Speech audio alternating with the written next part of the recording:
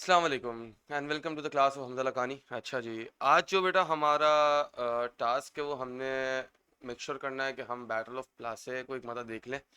पिछली क्लास में we ended up looking on how the EIC entered the subcontinent and why did do so.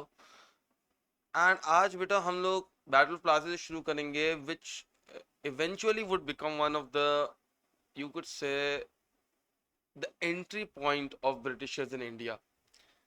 This will be a point where the Britishers would now look on to take over India, to take over the subcontinent. ठीक है ना। और आज हमारा task है battle of प्लासे समझने का। अच्छा, प्लासे को समझने के लिए हम प्लासे की स्टोरी जानेंगे कि प्लासे में होता क्या है। लेकिन सबसे पहले कोई भी स्टोरी शुरू करने से पहले सबसे पहला टास्क होता है कि आपको उस स्टोरी के कैरेक्टर्स पता होने चाहिए। ठीक है। तो मैं कुछ कैरेक्टर्स के साथ आपको इंट्रोड्यूस करूंगा, आपने पहले उन कैरेक्टर्स को पहचानना है, फिर हम बैटल ऑफ प्लासे के कॉजेज भी पढ़ेंगे इंशाल्लाह, उसके बाद मैं आपको बैटल भी समझाऊंगा। ठीक है। अच्छा जी, सबसे पहली बात पता होना चाहिए कि बैटल ऑफ प्लासे के वक्त जो नवाब ऑफ बंगाल है वो कौन है भाई। The nawab of Bengal at this point in time is Sirajuddaula. ठीक है। तो Sirajuddaula is the nawab of Bengal at this time. Nawab of Bengal मतलब बंगाल का head, the ruler of Bengal, the controller of Bengal, who has the rule over Bengal. ठीक है ना। नेक्स्ट है हमारे पास Mir Jafar. Mir Jafar was the army general of Bengal of Sirajuddaula's army, यानी बंगाल की आर्मी का आर्मी जनरल था। He was under Sirajuddaula. ठीक है ना। नेक्स्ट एक और कैरेक्टर है जो कि कॉजेज में बहुत ज्यादा काम आएगा आपके, दैट इज जगत सेठ। ठीक है ना, सबको पता होना चाहिए जगत सेठ। नाउ जगत सेठ एट दैट टाइम सिराजुद्दौला के वक्त के अंदर बंगाल का एक बहुत बड़ा बैंकर था। देखिए उस टाइम पे कोई प्रॉपर बैंक्स नहीं होते थे, तो जो भी मनी के लोन्स हैं, क्राइटेरियाज हैं, जो भी फिनोमिनास थे वो लोग संभालते थे। तो Jagat Seth was one of the rich personalities of India, of India not just Bengal भी। ठीक है ना। बंगाल का एक बहुत ज़्यादा अमीर बंदा था, बैंक चलाता था, लोगों को लोन देता था और पैसों का कारोबार करता था। ठीक है ना। बेसिकली आप इसको एक फाइनेंसर भी कंसिडर कर सकते हैं, सही है ना। You can also consider him as a bank owner and a financer as well. ठीक है। अच्छा, नेक्स्ट कैरेक्टर है ब्रिटिशर्स की आर्मी का लीडर था कौन बेटा, रॉबर्ट क्लाइव। ठीक है ना। One of the greatest British general in India. ठीक है ना। आप कह सकते हैं कि ब्रिटिशर्स को लीडरशिप इंडिया में देने वाला कौन था, वो जगत सेठ था। ठीक है ना। ओह सॉरी, रॉबर्ट क्लाइव था। ठीक है।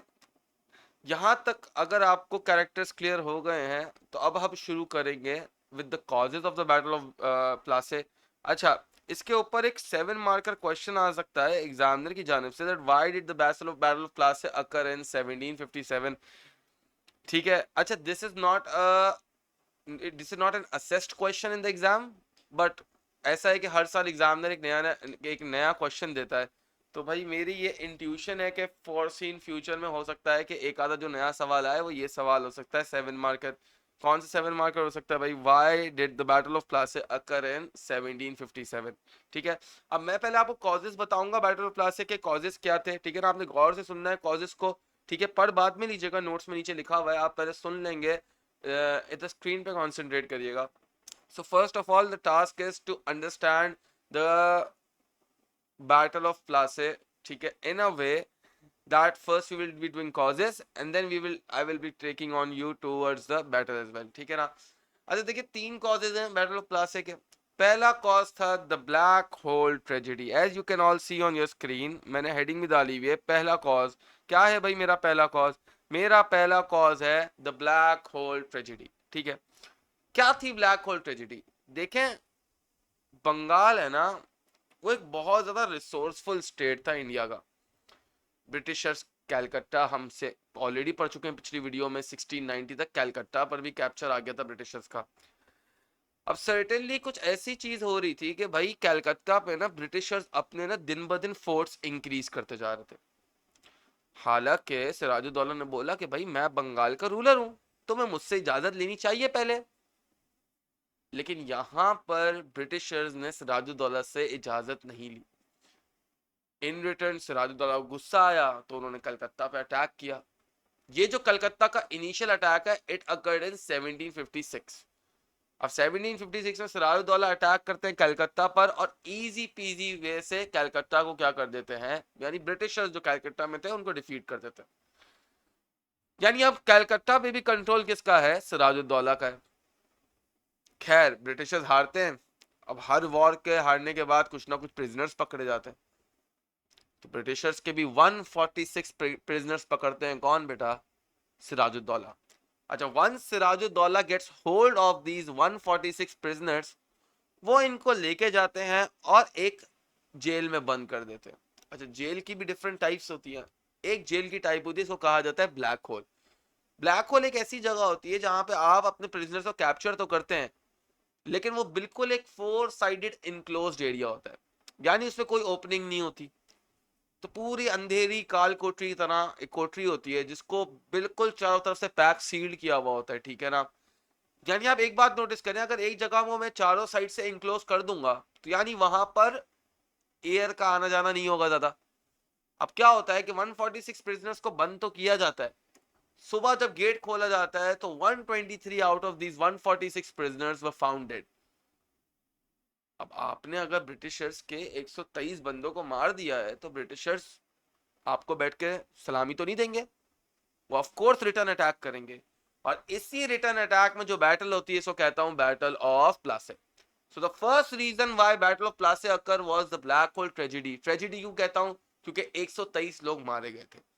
अच्छा, आपने कभी पढ़ा हो नहीं पढ़ा हो, लेकिन कुछ हिस्टोरियंस का ये बिलीफ है कि ये सफोकेशन की वजह से नहीं मरे लोग।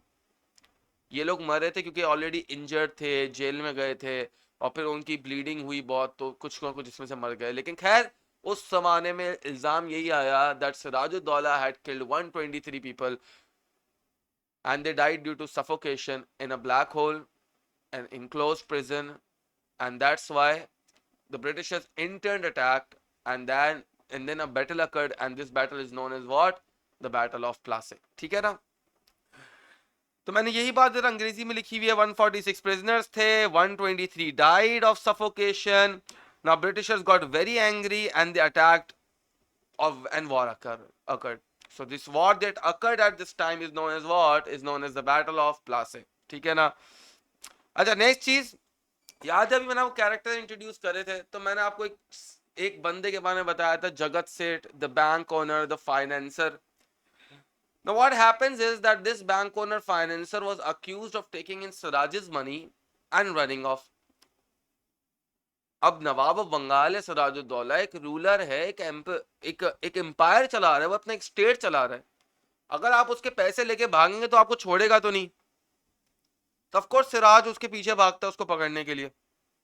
लेकिन सर्टेनली ये होता है कि जगत सेठ अपनी जान बचाने के लिए, क्योंकि वो सिराज के पैसे लेके भागा है, तो अपनी जान बचाने के लिए जाता है रॉबर्ट क्लाइव के पास, क्योंकि उसको पता है कि रॉबर्ट क्लाइव और सिराजुद्दौला तो already are on the verge of war, और मेरी सिराज से नहीं बन रही, तो मुझे जाके किससे फ्रेंडशिप करनी चाहिए? ब्रिटिश से। So Jagat Seth went out the British and joined hands with the British. In return, he also promised the British कि आपका जो भी बैटल में खर्चा होगा उसको कुछ ना कुछ हिस्सा मैं दूंगा। तो आप सर्टेनली देखेंगे भले बैटल ब्रिटिश लड़ रहे हैं, लेकिन उसकी फाइनेंसिंग भी कौन करेगा? एक इंडियन करेगा। और ये इंडियन जगत सेठ पैसे भी किसके लेके भागा है? सिराजुद्दौला के। अब सिराजुद्दौला के पैसे लेके भागा है और यूज भी करेगा किसके अगेंस्ट? सिराजुद्दौला के अगेंस्ट। तो आप ये सर्टेनली समझेंगे कितनी बड़ी मैनिपुलेशन है यहाँ पे ब्रिटिशर्स की। Of course they were very intelligent people and they agreed to provide refugee to whom? To Jagat Seth. अब देखें, जगत सेठ के ऐसे मामलात हो गए थे कि जगत Seth was safe with the Britishers. हालांकि सिराजुद्दौला आया ब्रिटिशर्स के पास और ब्रिटिशर्स को कहा कि भाई ये जगत सेठ हमें वापसी दो, लेकिन ब्रिटिशर्स ने बोला नहीं भाई हमारी रेफ्यूजी में, हम आपको वापसी तो नहीं देंगे। अब सिराज को अगर जगत सेठ वापसी नहीं मिल रहा तो Siraj gets another option to attack whom? To the Britishers. And इसी अटैक के चक्कर में जो वॉर होती है इसको क्या कहता हूं? The battle of Plassey. लेकिन दूसरी कॉज हो गई। दूसरी कॉज क्या हो गई? जगत सेठ लेके पैसे भागा, रेफ्यूजी लिया किसके पास? ब्रिटिशर्स के पास। जब ब्रिटिशर्स ने रिटर्न नहीं किया तो सिराज ने इन रिटर्न अटैक किया, और जब सिराज अटैक करेगा वॉर होगी। वॉर होगी तो कौन सी वॉर हुई? Battle of Plassey. तो ये देखिए मैं आपको बता रहा हूँ, कॉजेज बता रहा हूँ। किसके कॉजेज बता रहा हूँ बेटा? बैटल ऑफ प्लासी के, ठीक है ना। सो Robert Clive was not ready to return Jagat Seth. Jagat had fled Bengal with Nawab's wealth, and thus to get it back Nawab was left with no choice but to attack the British. ठीक है ना। तो of course the British was not ready to give in Jagat Seth. So certainly Siraj found a reason to attack whom? to attack the British. ठीक है ना? Now the last reason that I want to discuss with you is why the Britishers attacked or why this war occurred was the Britishers also saw that Bengal was a very resourceful place. अब एक इतनी resourceful जगह है, इतने यहाँ पे elements present है, तो आपको वो ट्रेड का दिखेगा कि भाई ब्रिटिशर्स को लगा कि भाई यहाँ पे ट्रेड अच्छा हो सकता है, प्रॉफिट्स अच्छे जनरेट होंगे, हम अच्छा पैसा कमा सकते हैं. तो पैसा लूटने के लिए, रिसोर्सेज लूटने के लिए they attacked Bengal, and this is certainly the reason that led to what, to the war. कौन सी वॉर बेटा? Battle of Plassey. तो अभी हमने मल्टीपल रीजंस पढ़े, हमने मल्टीपल चीजें देखी, हमने मल्टीपल एसिड्स देखे जिसकी वजह से क्या हुआ, जिसकी वजह से बैटल ऑफ प्लासे होती है. अब बैटल ऑफ प्लासे किस तरीके से होती है आप ये सुनिएगा. ये तो हो गया आपका एक 7 मार्क का question. This is a question that can be assessed by the examiner but it is not yet assessed. तो ये है कि आज तक आया नहीं है, लेकिन आ जरूर सकता है. तो आपको इसके लिए क्या रहना पड़ेगा भाई? प्रिपेयर्ड रहना पड़ेगा. ठीक है, चले जी. अब नेक्स्ट मैं बैटल ऑफ प्लासे समझाने जा रहा हूं. पहले आपने गौर से सुननी है स्टोरी. अभी स्टोरी टाइम है, आपने पहले सुनना होता क्या है, फिर मैं आपको इसे क्वेश्चन ही बता दूंगा और थोड़ी अटेंडेंस जो है वो भी समझा दूंगा. ठीक है ना? तो देखें, बैटल ऑफ प्लासे शुरू होता है, ब्लैक होल ट्रेजेडी हो गई है. According to the Britishers, Siraj has killed their 123 members और ब्रिटिशर्स रेडी कर रहे हैं अटैक के लिए. तो उस वक्त जो लीडर था कलकत्ता के अंदर ब्रिटिशर्स का, वो खत लिखता है साउथ में रॉबर्ट क्लाइव को कि भाई हमारे साथ बंगाल के अंदर ऐसा ऐसा हुआ है, आप आ जाएं, हमें आपके असिस्टेंस की जरूरत है. फॉरेन से रॉबर्ट क्लाइव साउथ से भागता हुआ आता है बंगाल के अंदर, कलकत्ता के अंदर, एंड एक टोटल ब्रिटिशर्स की आर्मी जमा होती है 3000 मैन की. अब उस वक्त वो देखता है कि यार हमारी आर्मी 3000 की है, लेकिन nawab of Bengal has an army of 40,000. कमोबेश पहले उसको अंदाजा होता है कि भाई 40,000 की आर्मी है.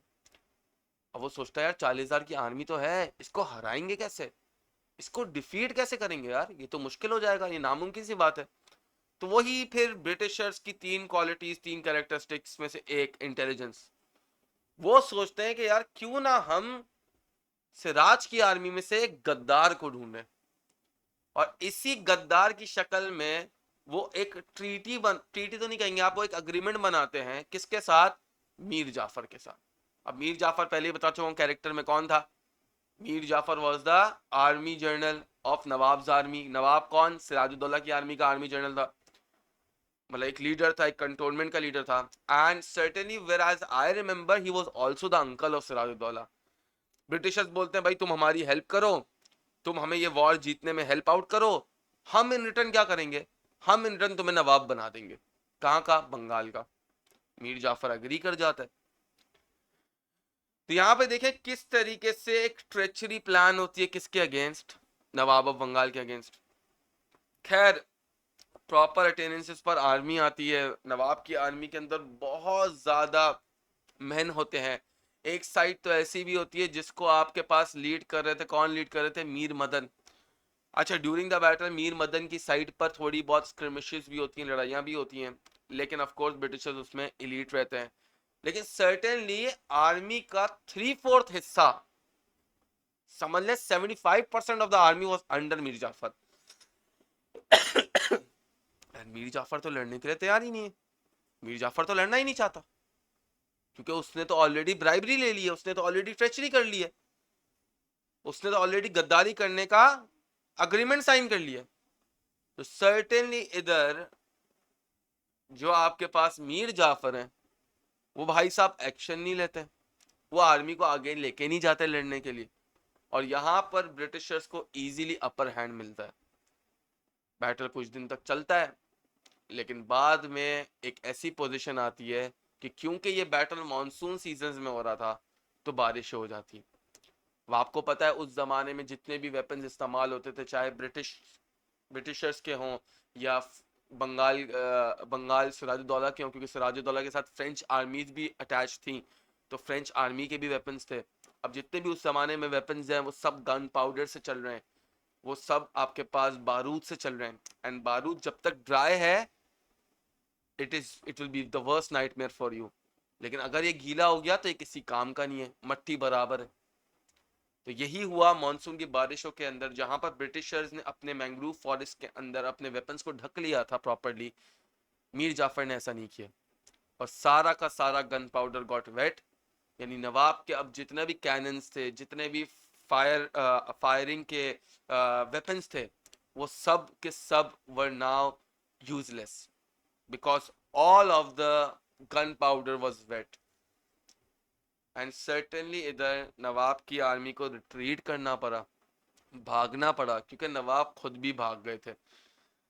अच्छा खैर, बात यह है कि इस तरीके से नवाब ऑफ बंगाल को यहाँ पर डिफीट हो जाती है and he was defeated in the battle of Plassey. अच्छा, certainly there are many other things as well that occurred in the battle, but for your course of syllabus this is a lot more information that you must know, and I hope कि story से आपको easily समझ आ जाएगा कि चीज़ें क्या हुई, कुछ चीज़ें याद भी रह जाएंगी जो कि certainly बहुत ज़्यादा important है। अब देखें, इसके बाद जैसे ही बैटल एंड होता है, नवाब बंगाल भाग के जा रहे होते हैं सिराजुद्दौला, तो मीर जाफर अपने ही बेटे मीरान को भेजते हैं सिराजुद्दौला को मारने के लिए, एंड सिराजुद्दौला को मार दिया जाता है। His body was found the next day in the river and on the banks of the river. And इसके बाद बाकायदा तौर पर नवाब ऑफ बंगाल सिराजुद्दौला की मरने के बाद, इस वॉर के ख़त्म होने के बाद, मीर जाफर को बना दिया जाता है एक नया नवाब। So Mir Jafar was made Nawab of Bengal, but remember that this Nawab, Mir Jafar, was just a puppet Nawab. ये एक सिर्फ कठपुतली था ब्रिटिशर्स की। He was just a puppet who was working in the interest of Britishers. आगे जाके इसको भी रिमूव किया जाता है। And the next Bengal after him was made, the next Bengal after him was his son-in-law Mir Qasim. और मीर कासिम कौन था, क्या नहीं था, उसको जानने के लिए अगली वीडियो का इंतज़ार करिएगा। इंशाल्लाह उसमें मैं बैटल ऑफ बुक्सर आपको समझाऊंगा। अच्छा, सर्टेनली बात यह है कि आपने वंस ही देख लिया तो एग्ज़ाम में क्वेश्चन आ सकता है इसका, जो कि आया हुआ है एग्ज़ाम में, that is a 4 marker question. क्या है मेरा ये 4 मार्कर क्वेश्चन बेटा? ये मेरा 4 मार्कर क्वेश्चन है, what was battle of Plassey. ठीक है, क्या थी बैटल ऑफ प्लासे, ठीक है ना। अच्छा, अब वॉट वॉज का सवाल है, एक 4 मार्कर क्वेश्चन है, पहले भी एग्जाम में आ चुका है, तो आपको सर्टेनली इसमें सिर्फ 4 पॉइंट्स लिखने, 4 फैक्ट्स लिखने, पॉइंट्स भी नहीं, आई वुड से फैक्ट्स, ठीक है ना। तो आप कोई भी 4 फैक्ट्स लिख सकते हैं। For example, the battle occurred in 1757 is a fact, the treachery of Mir Jafar is a fact, it was fought between Sirajuddaula and Robert Clive is a fact, it was fought due to black hole tragedy, it is a fact. Certainly all the facts, Miran killing Sirajuddaulah is a fact. After the battle, Mir Jafar being made the puppet Nawab is also a fact. So that's what I've done, is I've written it down for you. So it was fought in where, beta? It was fought in 1757. Between whom? Between the Britishers and the Nawab of Bengal. And the Britishers won due to what? Mir Jafar's treachery. ठीक है ना. And then Siraj was killed by Mir Jafar's son. Who was Mir Jafar's son? You can see it on your screen right down below in blue. Miran, ठीक है ना। ये छोटी छोटी चीजें याद कर लीजिएगा। देखिए, आपको एग्जामिनर को इंप्रेस करना है तो आपको सर्टेनली उसको कुछ एक्स्ट्रा स्टफ देना पड़ेगा। तो आप अगर मीरान का नाम लिख रहे हैं, आई नो डिफिकल्ट हो जाएगा बहुत ज्यादा याद करना, लेकिन कुछ चीजें ऐसी याद कर लीजिएगा जो आपको सेपरेट करें दूसरों से। And something on the other hand which gives an additional information would be creating a good impression, ठीक है ना। अच्छा, सर्टेनली ये आपका सवाल फिर एक 14 मार्कर में भी आता है, तो आपको इसको एज अ सक्सेस या फेलियर बताना पड़ता है। तो एक 14 मार्कर में या तो ब्रिटिश का पर्सपेक्टिव पूछ सकता है एग्जामिनर, या तो इंडियंस का। अगर उसने इंडियंस का पर्सपेक्टिव पूछा है तो यही बैटल क्या हो जाएगी, यही बैटल आपके पास हो जाएगी फेलियर फॉर द इंडियंस। और अगर वो कल कर आप ब्रिटिशर्स के रिस्पेक्ट से पूछता है तो यही बैटल क्या हो जाएगी, it will be a success for the Britishers. तो देख लीजिएगा सवाल में कौन सा पर्सपेक्टिव पूछा है। डू नॉट वरी, ये पूरे चैप्टर की सीरीज खत्म होने के बाद इंशाल्लाह मैं इसके पास पेपर की भी 2-3 वीडियोस अपलोड करूंगा, तो उसमें मैं आपको इंशाल्लाह 14 मार्क का लिखने का तरीका भी समझा दूंगा। आई होप बेटा everything is clear up till here. अगर किसी को कोई परेशानी, कोई दिक्कत, कोई ऐसी बात समझ नहीं आ रही हो तो बेटा please do right in the chat box. इंशाल्लाह जब भी टाइम मिलेगा मैं आपको जवाब दे दूंगा। अल्लाह हाफिज।